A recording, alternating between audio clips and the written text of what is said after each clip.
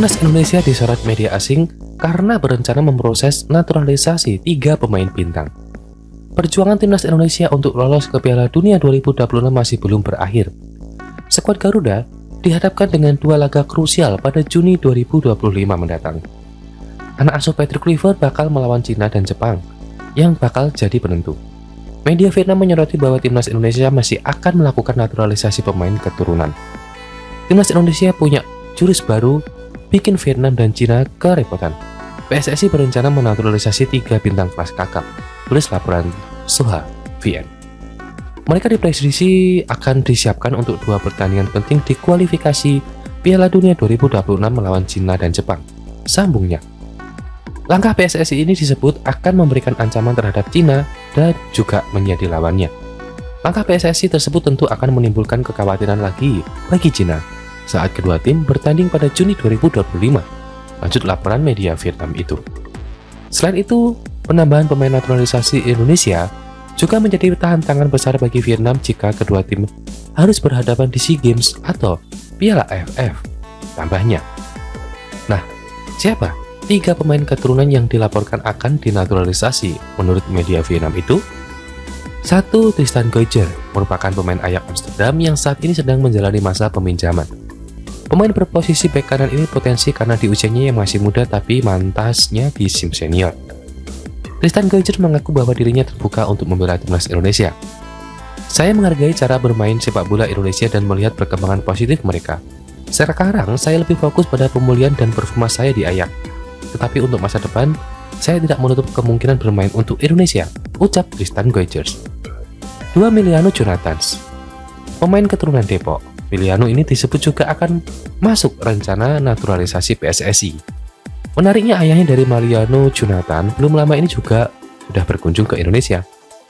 Banyak spekulasi kehadiran sang ayah menandakan bahwa pemain FC Utrecht tersebut memiliki skuad Garuda. Tentunya, alhamdulillah, di bulan terbaik bulan Ramadan yang penuh kebaikan kita menyambut saudara baru dalam Islam, Bapak Dennis Jonathan, kata Hamdan Hamidat. Ya, sepak bola dan diaspora memang mempertemukan langkah kita, namun iman dan Islamlah yang akhirnya menyatukan hati kita selamanya. 3. Pascal Sturridge akan dinaturalisasi karena dirinya bertemu pelatih timnas Indonesia Patrick Kluivert.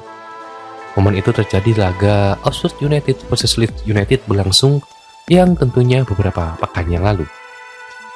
Tentu ketiganya terlihat duduk berdampingan di tribun atas stadion, namun sorotan tertuju pada sosok di depan mereka, yaitu Pascal Sturridge.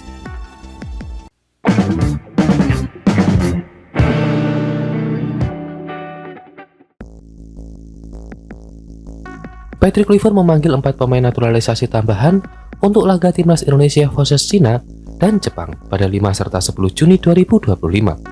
Ketua Umum PSSI Erick Thohir mengkonfirmasi pada pertengahan bulan ini bahwa belum ada rencana menambah pemain naturalisasi. Belum ada rencana. Kami fokus pemain naturalisasi yang ada, kata Erick Thohir. Namun bagi Anda yang mengikuti pergerakan PSSI di bawah kepemimpinan Erick Thohir, kejutan sering terjadi. Meski saat ini belum memiliki rencana, bukan tak mungkin pada awal Mei 2025 ada beberapa pemain keturunan yang memulai proses naturalisasi menjadi WNI. Jika ada pemain keturunan tambahan, sejatinya tidak mengherankan. Sebab ada tanda-tanda PSSI bakal mendaratkan pemain baru. Penambahan pemain wajib diperlukan jika timnas Indonesia lolos ke babak keempat kualifikasi Piala Dunia 2026 zona Asia pada Oktober 2025. Mumpung masih pada bulan April 2025, pemain-pemain ini bisa beradaptasi lebih cepat demi menemukan chemistry antar pemain. Alhasil pada Oktober 2025, pemain-pemain ini sudah siap membela skuad Garuda. Lantas siapa saja pemain yang dimaksud? Sebanyak 4 pemain naturalisasi tambahan berpotensi mendarat untuk FIFA Matchday Juni 2025. Mereka ialah Jadon Osterwalde, Pascal Sturridge, Tristan Goijer, dan Miliano Jonathans. Asisten pelatih timnas Indonesia Alex Pastor dikabarkan menemui Jadon Osterwalde di Turki pada medio Februari 2025. Tujuannya jelas, agar sahabat Misilgers itu bersedia membela timnas Indonesia. Asisten pelatih timnas Indonesia Alex Pastor datang ke Istanbul untuk bertemu dengan Jadon Osterwalde. Pertemuan itu bermain untuk timnas Indonesia, tulis laporan dari akun fanbase terpercaya. Lanjut ke Pascal Sturridge, bek 25 tahun ini berada di tribun yang sama dengan Patrick Kluivert saat Oxford United menjamu Leeds United di lanjutan Liga 2 Inggris 2024-2025 medio 2 pekan lalu. Disinyalir ada pertemuan yang melibatkan Patrick Kluivert dan Pascal Sturridge entah sebelum atau setelah pertandingan. Bagaimana dengan The Stargazers?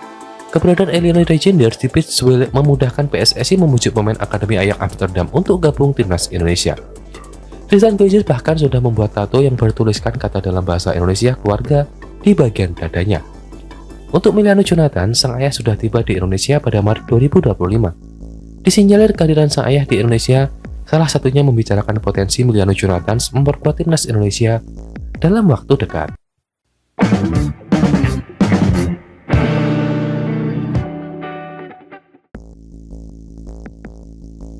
Marcelino Ferdinand menjalani debut bersejarah di Liga Inggris, tepatnya di Divisi Championship, setelah bermain membela Oxford United melawan Swansea City di Stadion Swansea.